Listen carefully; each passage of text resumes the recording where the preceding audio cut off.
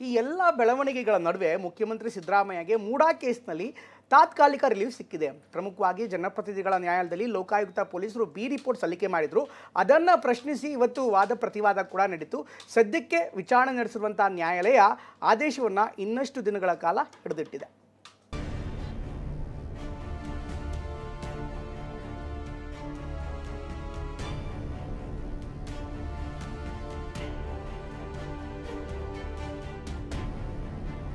ಅಂತೂ ಇಂತೂ ಬೀಸೋದೊಣ್ಣೆಯಿಂದ ಸದ್ಯದ ಮಟ್ಟಿಗೆ ಸಿಎಂ ಸಿದ್ದರಾಮಯ್ಯ ಪಾರಾಗಿದ್ದಾರೆ. ಜನಪ್ರತಿನಿಧಿಗಳ ವಿಶೇಷ ಕೋರ್ಟ್ ಬಿ ರಿಪೋರ್ಟ್ ಬಗೆಗಿನ ತನ್ನ ಆದೇಶವನ್ನು ಸದ್ಯಕ್ಕೆ ಮುಂದೂಡಲು ತೀರ್ಮಾನಿಸಿದೆ. ಮುಡಾ ಸೈಟ್ ಹಂಚಿಕೆ ಹಗರಣಗಳ ವಿಸ್ತೃತ ತನಿಖೆ ನಡೆಸಲು ಲೋಕಾಯುಕ್ತ ಪೊಲೀಸರಿಗೆ ಅನುಮತಿ ನೀಡಿರುವ ಜನಪ್ರತಿನಿಧಿಗಳ ವಿಶೇಷ ಕೋರ್ಟ್ ಮೇ 7ರ ಒಳಗೆ ಅಂತಿಮ ವರದಿ ಸಲ್ಲಿಸುವಂತೆ ತಾಕೀತು ಮಾಡಿದೆ.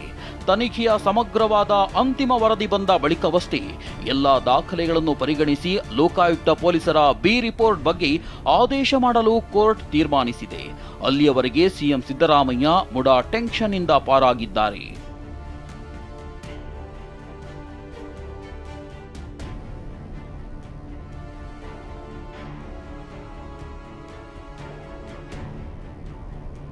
ಮುಡಾದ 14 ಸೈಟ್ ಅಕ್ರಮ ಹಂಚಿಕೆ ತನಿಖೆ ನಡೆಸಿದ್ದ ಲೋಕಾಯುಕ್ತ ಪೊಲೀಸರು ಸಿಎಂ ಸಿದ್ದರಾಮಯ್ಯ, ಪತ್ನಿ ಪಾರ್ವತಿ, ಭಾಮೈದ ಮಲ್ಲಿಕಾರ್ಜುನ ಸ್ವಾಮಿ, ಭೂಮಾಲೀಕ ದೇವರಾಜುಗೆ ಕ್ಲೀನ್ ಚೀಟ್ ನೀಡಿದ್ರು. ಬೇ ರಿಪೋರ್ಟ್ ಪ್ರಶ್ನಿಸಿ ಸ್ನೇಹಮಯಿ ಕೃಷ್ಣ ತಕರಾರು ಅರ್ಜಿ ಸಲ್ಲಿಸಿದ್ರು. ಇಡಿ ಕೂಡ ಮಧ್ಯಂತರ ಅರ್ಜಿ ಸಲ್ಲಿಸಿ ತನ್ನ ವಾದವನ್ನು ಆಲಿಸಬೇಕೆಂದು ಮನವಿ ಮಾಡಿತ್ತು. ಈ ಅರ್ಜಿಗಳ ಬಗ್ಗೆ ಆದೇಶ ನೀಡಿದ ಜಡ್ಜ್ ಸಂತೋಷ್ ಗಜಾನನ ಭಟ್ ಇಡಿ ದೂರುದಾರನಲ್ಲದಿದ್ರೂ ಸೀಮಿತ ಚೌಕಟ್ಟಿನಲ್ಲಿ ಅವರನ್ನ ಬಾಧಿತ ವ್ಯಕ್ತಿಯೆಂದು ಪರಿಗಣಿಸಬಹುದೆಂದು ಆದೇಶ ನೀಡಿದೆ.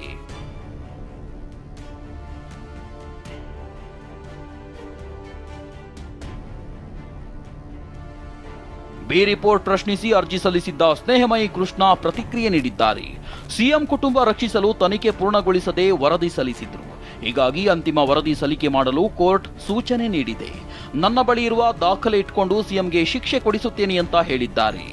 ನಾನು ಏನು ಆರೋಪ ಮಾಡಿದ್ದೀನಿ, ಆರೋಪಕ್ಕೆ ಪ್ರಭಾವ ಸಾಕಷ್ಟು ಸಾಕ್ಷ್ಯಗಳು ದೊರೆತಿದ್ರು ಕೂಡ ಆ ಆರೋಪಗಳ ಪ್ರಭಾವಕ್ಕೊಳಗಾಗಿ ಲೋಕಾಯುಕ್ತ ಅಧಿಕಾರಿಗಳು ಸುಳ್ಳು ವರದಿ ಸಲ್ಲಿಸಿದ್ದಾರೆ ಅನ್ನೋದನ್ನ ಮಾನ್ಯ ನ್ಯಾಯಾಲಯಕ್ಕೆ ಸ್ಪಷ್ಟವಾಗಿ ದಾಖಲೆಗಳ ಸಮೇತ ಮತ್ತು ವಿವರವಾದ ವಾದ ಮಂಡನೆ ಮಾಡುವ ಮೂಲಕ ಗಮನಕ್ಕೆ ತಂದಿದ್ದೀನಿ. ಒಂದು ಏನು ಆರೋಪ ಮಾಡಿ ಆರೋಪಕ್ಕೊಳಗಾಗಿ ಎಲ್ಲ ಸಾಕ್ಷ್ಯಗಳ ಬಗ್ಗೆ ನನಗೆ ಸಾಕಷ್ಟು ತಿಳುವಳಿಕೆ ಇರೋದ್ರಿಂದ ಆ ಎಲ್ಲ ಒಂದು ಹಿನ್ನೆಲೆಯಲ್ಲಿ ಪ್ರತಿಯೊಂದು ದಾಖಲೆಗಳಲ್ಲಿ ಯಾವ್ಯಾವ ಅಂಶಗಳು ನನ್ನ ಆರೋಪವನ್ನು ಪುಷ್ಟಿ ಕೊಡ್ತವೆ ಅನ್ನೋದನ್ನ ಸ್ಪಷ್ಟವಾಗಿ ಗಮನಕ್ಕೆ ತಂದಿದೆ. ಜನಪ್ರತಿನಿಧಿಗಳ ವಿಶೇಷ ಕೋರ್ಟ್ನ ಇಂದಿನ ಆದೇಶದಿಂದಾಗಿ ಲೋಕಾಯುಕ್ತ ಪೊಲೀಸರು ಮುಡಾದ ಸಾವಿರಾರು ಸೈಟ್ಗಳ ಹಂಚಿಕೆ ಹಗರಣದ ಬಗ್ಗೆಯೂ ತಮ್ಮ ತನಿಖೆಯನ್ನ ಮುಂದುವರಿಸಬಹುದಾಗಿದೆ. ಮುಡಾದ ಸಾವಿರಾರು ಸೈಟ್ ಹಂಚಿಕೆ ಹಗರಣದಲ್ಲಿ ರಾಜಕಾರಣಿಗಳ ಪಾತ್ರ, ಅಧಿಕಾರಿಗಳ ಪಾತ್ರದ ಬಗ್ಗೆ ಲೋಕಾಯುಕ್ತ ಪೊಲೀಸರು ಇನ್ನಷ್ಟೇ ತನಿಖೆ ನಡೆಸಬೇಕಿದೆ. ಮೇ 7ರ ಒಳಗೆ ತನಿಖೆ ನಡೆಸಿ ಸಮಗ್ರವಾದ ವರದಿಯನ್ನ ಜನಪ್ರತಿನಿಧಿಗಳ ವಿಶೇಷ ಕೋರ್ಟ್ಗೆ ಸಲ್ಲಿಸಬೇಕಿದೆ. ಇಡಿ ಕೂಡ ಮುಡಾದ ಇನ್ನಿತರ ಅಕ್ರಮಗಳ ಬಗ್ಗೆ ತನಿಖೆ ಮುಂದುವರಿಸಲಿದೆ.